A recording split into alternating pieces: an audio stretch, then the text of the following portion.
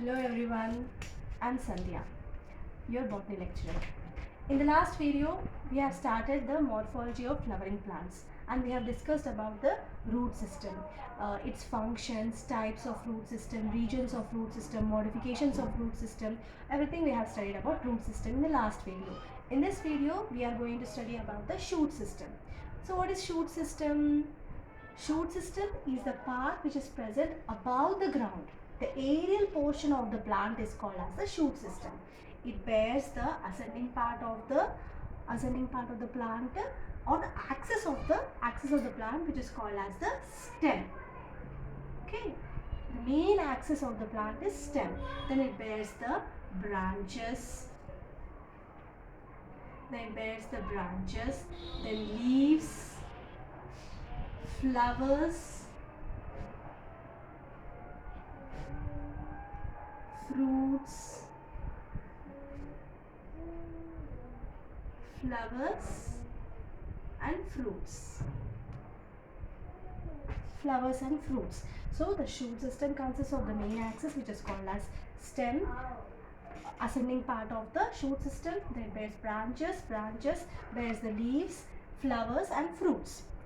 Now let us discuss in detail about this particular shoot system. So in this shoot system,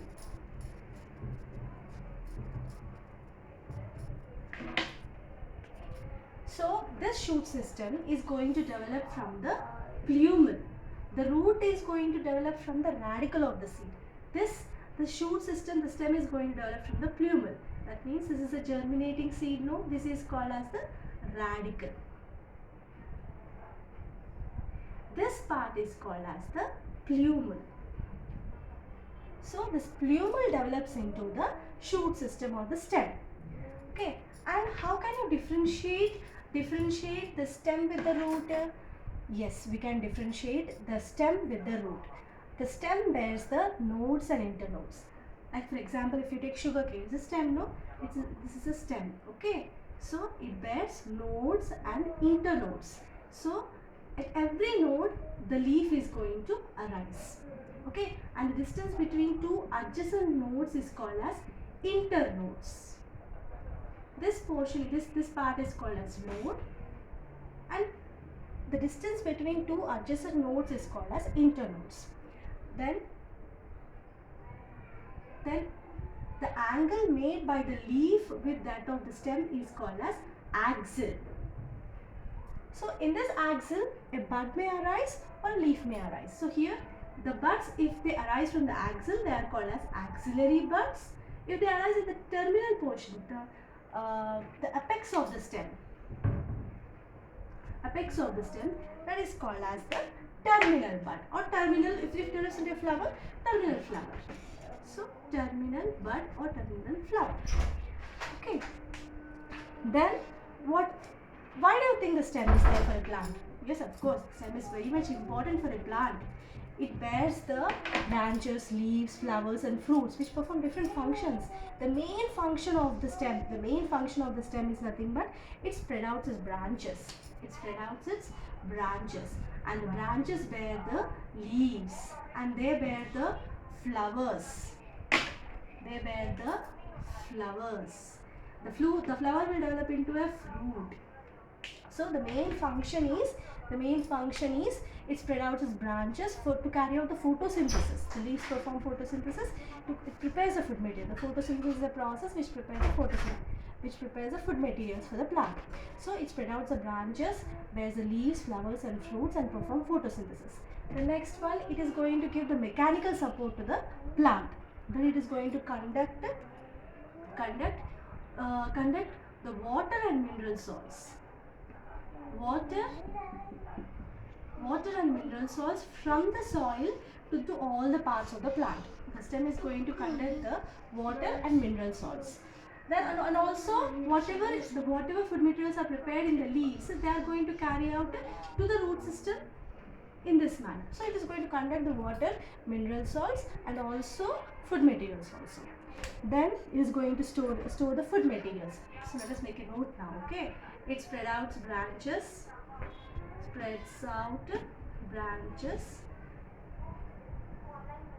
leaves to carry out photosynthesis. Then it is going to main conduction of water and mineral salts and food. Water, minerals and also food. It is going to give support, or you can say mechanical strength. Then sometimes the stem may store the food materials. In some plants, it is going to perform the function of vegetative propagation. What do you mean by vegetative propagation? It's nothing but vegetative reproduction. Reproduction means reproductive structures will take place. With the help of the stem, a new plant is going to come up. Vegetative reproduction. Then it is also going to give protection. Sometimes what happens, some of the plants bear thorns. So when any grazing animals will come, if they want to eat that plant, the thorns will poke it. So hence it will not eat. So hence this particular shoot system is also useful for protection to the plant. So these are the functions of the stem or shoot system. Coming on to the next topic, modifications of stem.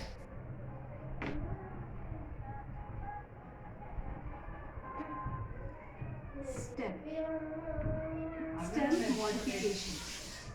Like in the last video we have discussed root modifications. Now in the stem modification means the stem is going to get modified. It is going to change its structure to perform special functions, extra functions.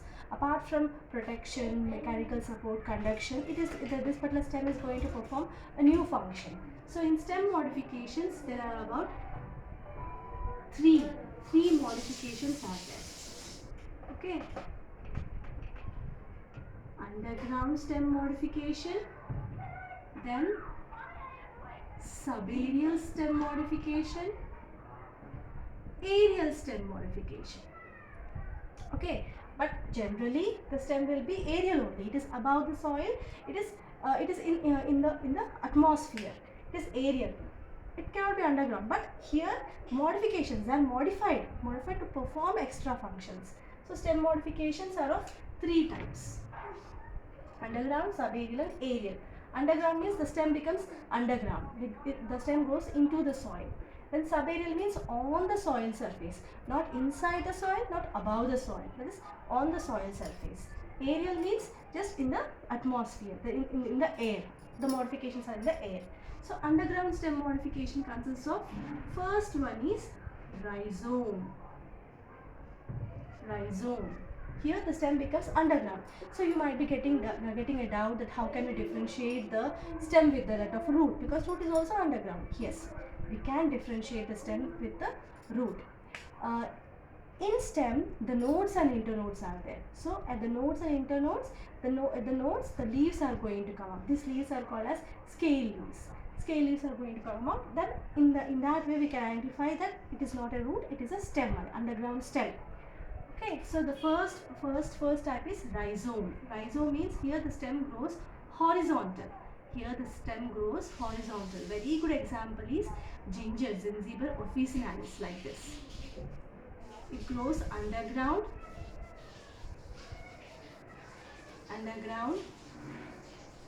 These are the nodes. Okay, very good example is ginger. The scientific name is Zingiber officinalis. These are the nodes. Okay, then these underground stems are also useful for vegetative propagation. They can also develop into a new plant. Like part of it, if you take it and sow in the soil, it can grow into a new plant. So they are also useful for vegetative propagation. Rhizome means the stem becomes underground and grows horizontally. A very good example is ginger and also turmeric, Curcuma longa. Curcuma longa is a scientific name of turmeric. So these are two other examples for rhizome. And after this, another underground stem modification is corm. Here the stem becomes underground and it grows vertically. Yes, like this. So by now you might have understood what it is. It is nothing but colocasia. In Hindi it is called as arvi.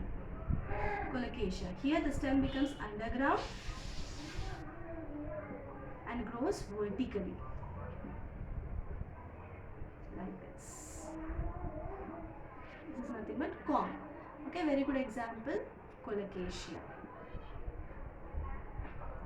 Then next underground stem modification is stem tuber. Here the tip of the branch becomes swollen and stores the food materials. Okay, the tip of the branch becomes swollen and stores the food materials. What are these dots? These dots are nothing but the nodes. Very good example of stem tuber is potato. Scientific name Solanum tuberosum. This is a stem now. That's why the nodes are present in the form of eyes. Eyes of potato. Eyes of potato are nothing but the nodes. Here the leaves are going to arise. So this is nothing but the stem tuber, where the tip becomes swollen and stores the food materials, and it bears the eyes which represents the nodes. And this is also useful for vegetative propagation. Next very good example is bulb. Next type of underground stem modification is bulb. Here the entire stem becomes condensed. It becomes discoid shape. Like for example, if you take an onion is the very good example of bulb. Allium cepa is the scientific name of it. Okay, what happens here? This is the condensed stem like this. If you take the LS of an onion like this, you might be wondering that onion is a stem modification. Yes, onion is a stem modification. It's not a fruit, it's not a root, but it's a stem modification. This portion is the discoid stem. Here the adventitious roots arise. The roots are not coming from radicle, they are coming from the underground stem. So hence adventitious roots are going to come. This is the discoid stem. These are the adventitious roots. Adventitious roots. These are the fleshy scaly leaves. Fleshy scaly leaves. They also store the food materials. This is also useful for vegetative propagation. Very good example is onion and also lilium. Lilium in the sense nothing but garlic. Okay, garlic.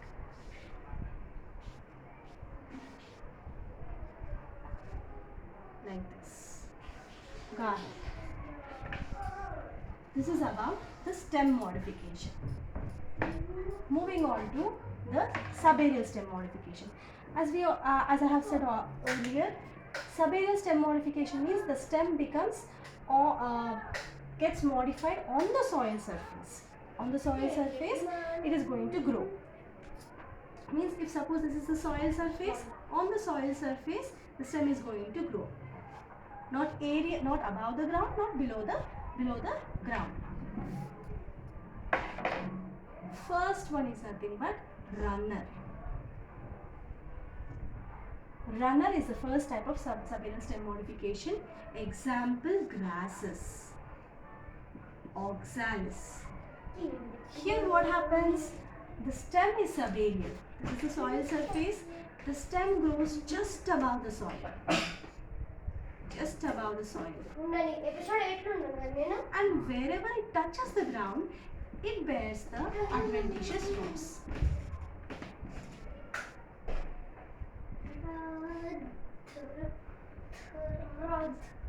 Like this. Like this. Suppose if you go to a park, there you can see the grass. When you pluck a grass, not only that particular portion will come, the other portion will also come up. Because it's a runner, it runs on the soil. Hence, that type of subaerial stem modification is called as runner. Example, grasses and oxalis. Then next one is sucker. Sucker. Here what happens, the plant is there, no? The plant is there. The somewhat below the soil, the one of the branches become aerial and develop into a new plant. So this is called as support. Just lower to the portion lower to that of the plant becomes aerial and develops into a new plant. Very good example is chrysanthemum. Chrysanthemum. Okay, means the underground portion develops into grows upwards and becomes aerial.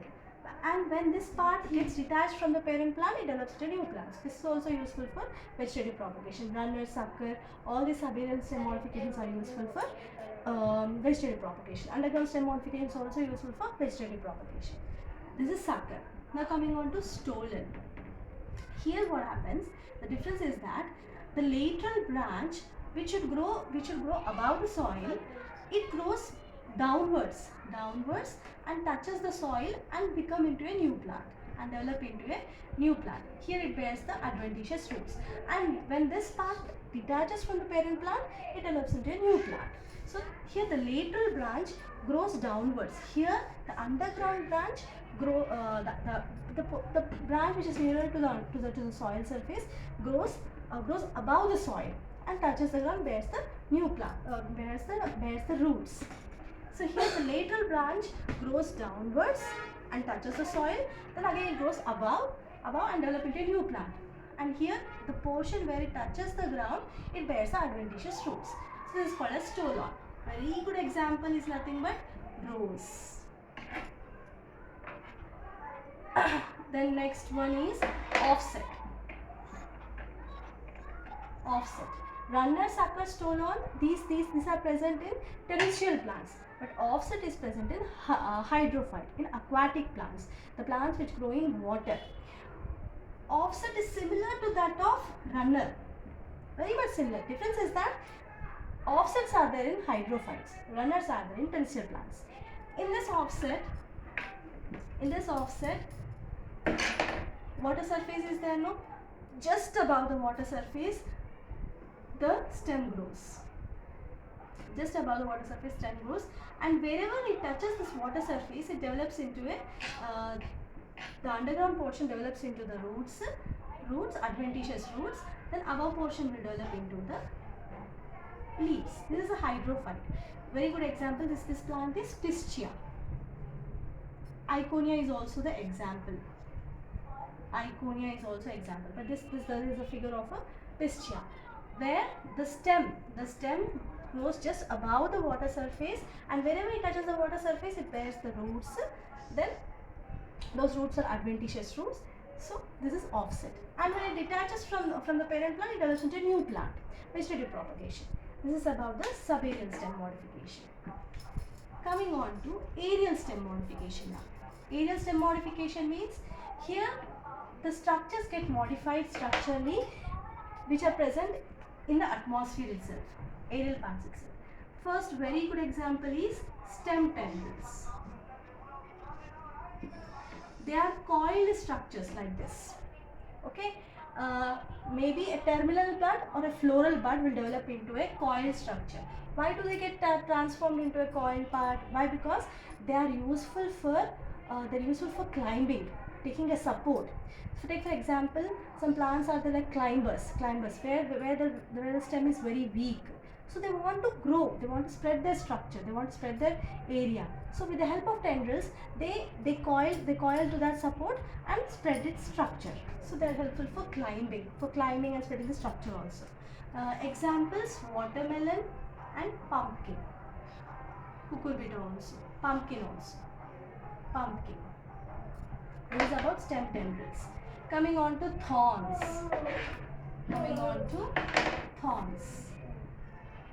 Thorns are the pointed structures which may arise in the axil or at the terminal position.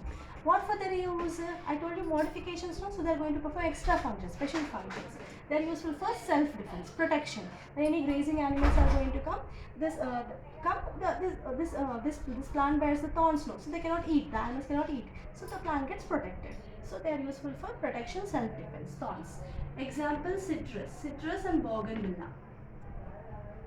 Citrus and bougainvillea are the examples for thorns.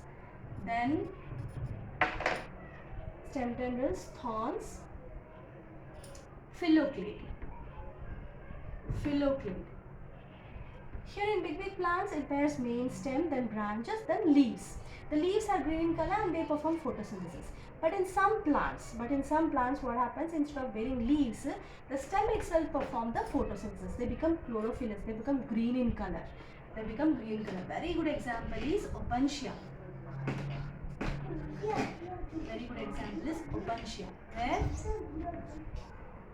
the stem becomes flattened and bear chlorophyll and perform photosynthesis. When the stem bears chlorophyll and perform photosynthesis, such type of structure is called as phylloclade. Clade means stem, phyllo means it bears the chlorophyll. Phylloclade. Example: Opuntia and Casuarina.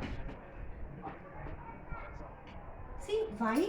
What is the need for that plant to bear chlorophyll in the stem?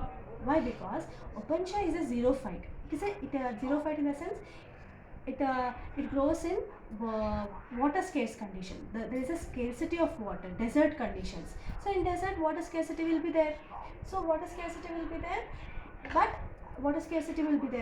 in order to conserve water, what happens? Instead of bearing leaves, if leaves are there, they have to perform photosynthesis. At the same time, transpiration also takes place. Transpiration is excess of water is going to go off in the form of water vapor. So the transpiration should not occur. Why? Because already less amount of water. Whatever water is available to it, it should go into the plant and it should perform photosynthesis. But here, that water is going off in the form of transpiration, water vapor. So that should not happen because those plants are getting less water. So that's why they don't bear leaves at all. The stem becomes condensed, flattened, and instead of leaves, the stem itself performs the photosynthesis, and the leaves become spine-like structures. So they are conserving water. See the wonder of nature. See, it's really wonder. See, in those extreme conditions also, the plants want to survive and they are surviving. They are developing. They are changing their structure and surviving in those conditions also. It's really wonderful.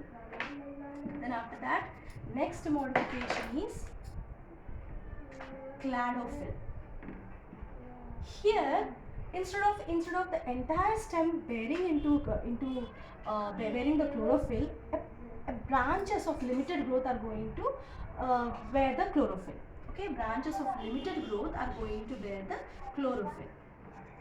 So these are nothing but the cladophylls. They are present in asparagus. Branches of limited growth, they bear the chlorophyll and perform photosynthesis. That is a special function, performing photosynthesis. Then bulbils. Bulbils are nothing but, see, as I told you, no, in the axils and in the terminal position, the buds will be there. If the buds are present in the axil, they are called as axillary buds. If they are present in the terminal position, they are called terminal buds. So when these terminal buds or axillary buds, when they touch the soil and bear adventitious roots and develop into a new plant, so such type of buds are called as bulbils. Means the buds when they develop into new plant, when all favorable conditions are there, such type of buds are called as bulbils. They are present in agave and dioscorea. In dioscorea, vegetative buds, means the buds which develop into leaves. In agave, floral buds, the buds which develop into flowers, no, those buds, when they touch the soil, they bear adventitious roots and develop into a new plant. So there is nothing but bulbils. This completes our stem modification. Thank you.